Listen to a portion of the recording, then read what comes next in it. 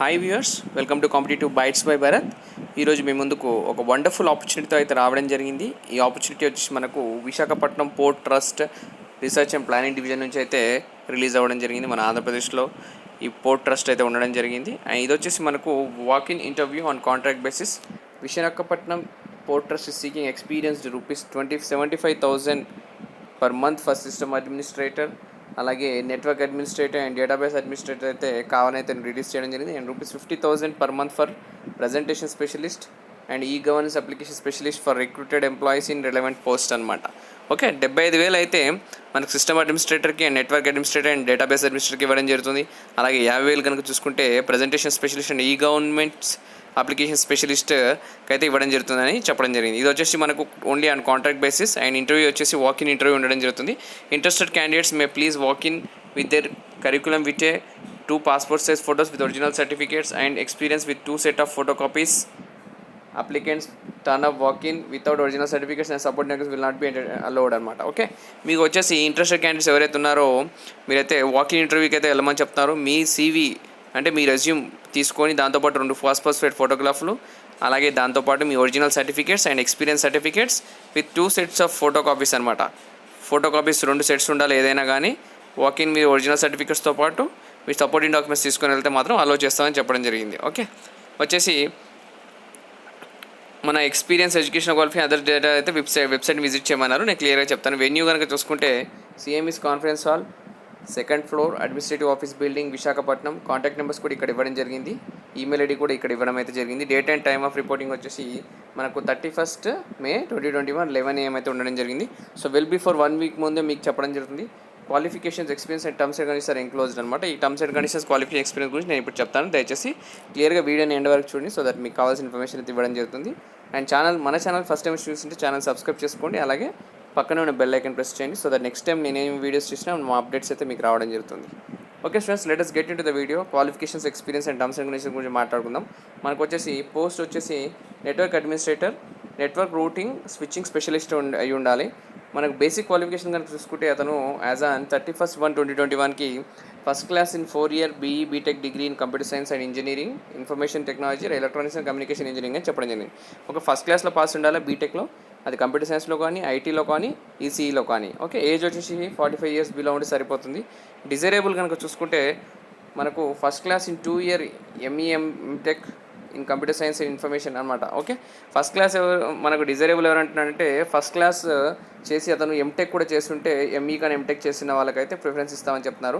Certification వచ్చేసి compulsory మనకు any of the OEM certification mention below. Cisco certification అయి ఉండాలి, not less than CCNA for network.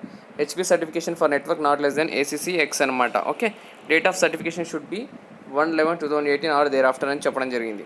మనకు వచ్చేసి పోస్ట్ వచ్చేసి 1 పొజిషన్ అయితే ఉండడం జరిగింది. అండ్ స్పెషలైజేషన్ కనుక చూసుకుంటే మనకు specific skills, work experience and data చూసుకుంటే మనకు మినిమం 3 years ఎక్స్పీరియన్స్ అయితే ఉండాలి. Hands on experience managing network of any reputed organisation, preferably banking or IT sector అని చెప్పడం జరిగింది. ఇలా ఎక్స్పీరియన్స్ 3 years వచ్చేసి ప్రిఫరబుల్లీ బ్యాంకింగ్లో కానీ ఐటీలో ఉంటే సరిపోతుందని చెప్పడం జరిగింది. 3 years experience in the following level 3 source in any organization, the business providing network services or tax resource in OEM or experience in managing network security or any organization BFSI sector అని చెప్పడం జరిగింది students. Next వచ్చేసి మనకు system administrator కనుక చూసుకుంటే Windows server, Linux server etcetera administration specialist కానీ చూసుకుంటే మనకి essential qualification first class in BE BTech అని చెప్పడం జరిగింది. 4-year degree, age 45 years below ఉండాలా. డిజైరబుల్ వచ్చేసి MER MTech చేసి ఉండాలా కంప్యూటర్ సైన్స్ ఆర్ IT నుంచి. అండ్ కంపల్సరీ సర్టిఫికేషన్ వచ్చేసి వీళ్ళకు రెడ్ హ్యాట్, సూసీ, నెక్స్, మైక్రోసాఫ్ట్ సర్వర్ సర్టిఫికేషన్ ఉంటే సరిపోతుందని చెప్పడం జరిగింది. 1 పొజిషన్ అయితే ఉండడం జరిగింది మనకు చూసుకుంటే. అలాగే work experience 3 years work experience ఉండాలా in the area of implementation, configuration, operation and maintenance. అలాగే commercial banks, financial companies, financial services organization, IT companies, PCS system administration with more than 10 servers అని చెప్పడం జరిగింది. VMware నాలెడ్జ్ ఉంటే కూడా సరిపోతుందని అయితే చెప్పడం జరిగింది. నెక్స్ట్ పొజిషన్ కనుక చూసుకుంటే మనకు డేటాబేస్ అడ్మినిస్ట్రేటర్ చూసుకుంటే ఫస్ట్ క్లాస్ 4-year డిగ్రీ సరిపోతుంది, బిలో 45 years. అండ్ డిజైరబుల్ వచ్చేసి MER MTech ఉండాలి, దీనికి కూడా సేమ్. అలాగే దాంతోపాటు డిజైరబుల్ సర్టిఫికేషన్ వచ్చేసి any of the following certification mentioned below, Oracle 10 year above certifications అని చెప్పడం జరిగింది. Number of position 1. Work experience and వచ్చేసి 3 years వర్క్ ఎక్స్పీరియన్స్ సరిపోతుంది. installation and maintain performance of database servers, set and maintain database standards for secure access, create and manage database reports, security performance monitoring, database backup and recovery maintenance, అలాగే troubleshooting knowledge వచ్చి ఉండాలి, work experience in Unix or Linux environment ఉండాలి, migration activity experience ఉండాలి, WebLogic services ఉంటే సరిపోతుంది, EDI job services. ఈ preference will be given to more experience candidates అని చెప్పడం జరిగింది.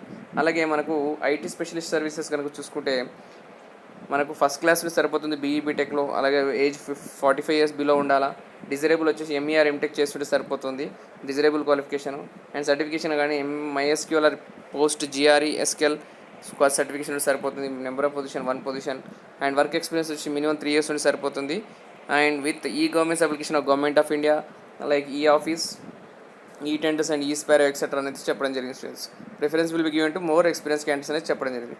నెక్స్ట్ వచ్చి ఐటీ స్పెషలిస్ట్ సర్వీసెస్ క్వాలిఫికేషన్ వచ్చి first class BE year BE DS in graphics communication design, first class in 4 year BE BTech అని ఉండడానికి సరిపోతుంది. ఆ డిజరేబుల్ అయితే వచ్చి ఎంఈఆర్ ఎంటెక్ ఉంటే సరిపోతుంది. డిజరేబుల్ సర్టిఫికేషన్ వచ్చేసి MS office certification visual graphics courses ఉంటే సరిపోతుంది. నెంబర్ ఆఫ్ పొజిషన్స్ 1 పొజిషన్ ఉండడం జరిగింది.